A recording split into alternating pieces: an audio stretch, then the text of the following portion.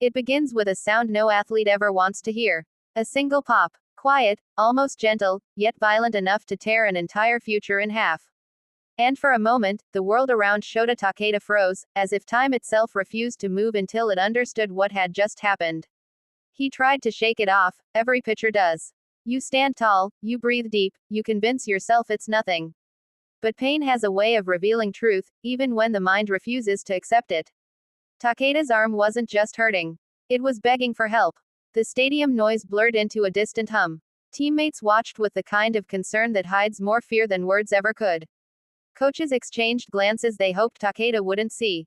And deep inside, in a place he didn't dare admit aloud, he already knew. This wasn't the kind of pain you pitch through. This was the kind that ends seasons. As he walked off the mound that day, the shadows felt longer. The cheers felt softer. And the future, a future built on velocity, precision, and years of sacrifice, suddenly felt as fragile as the ligament that had just given way. Then came the diagnosis, cold and unforgiving: Tommy John surgery. Some athletes hear that phrase and crumble. Others hear it and begin the longest fight of their lives. For Takeda, it was both. A fall and a rise, wrapped into a single moment.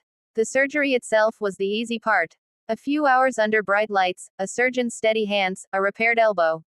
But healing, recovery, the rebuilding of a pitcher's belief in his own body, that was a war fought in silence. Rehab rooms replaced stadium lights. Resistance bands replaced baseballs. Endless repetition replaced the thrill of a roaring crowd. And every day, Takeda showed up again, not because it was fun, not because it was easy, but because he refused to let the story end there. Some mornings the pain was sharp enough to break a lesser man's resolve. Some nights the doubt was loud enough to drown out even the strongest ambition.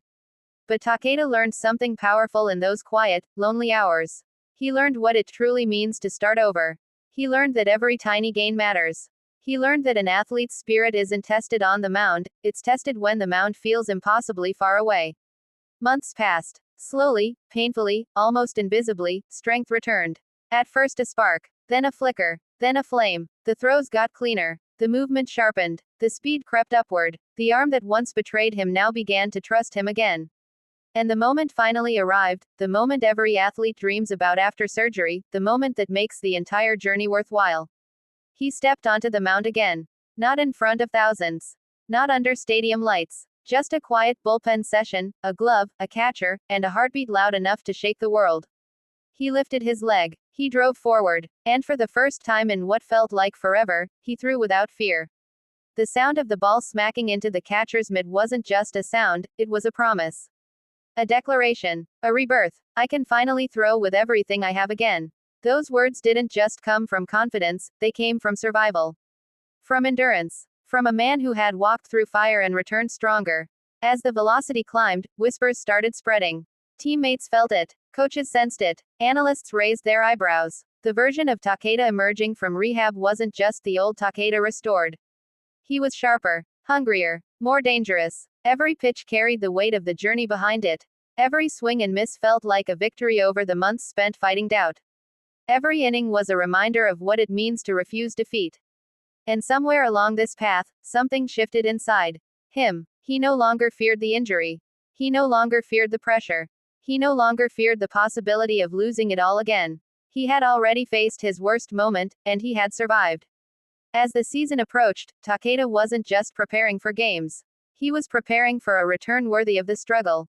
A return that would redefine his legacy, not just as a pitcher, but as a survivor of one of baseball's most brutal trials. The world began watching again.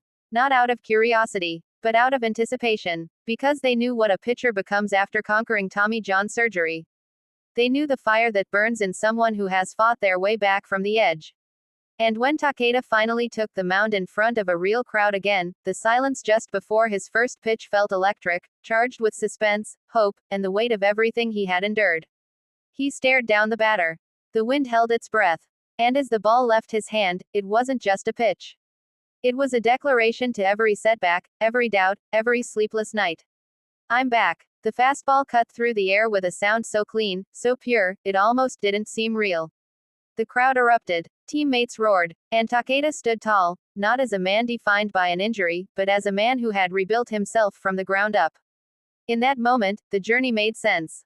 The pain had meaning. The struggle had purpose. Because it led him here, stronger, wiser, and more fearless than he had ever been. And as he walked off the mound that night, the lights brighter than ever, he carried with him the truth that only those who have risen from the bottom can ever fully understand. Sometimes the greatest victories aren't the ones the world sees. They're the ones fought quietly, painfully, relentlessly, day after day, until that single moment arrives when you can finally stand tall and say,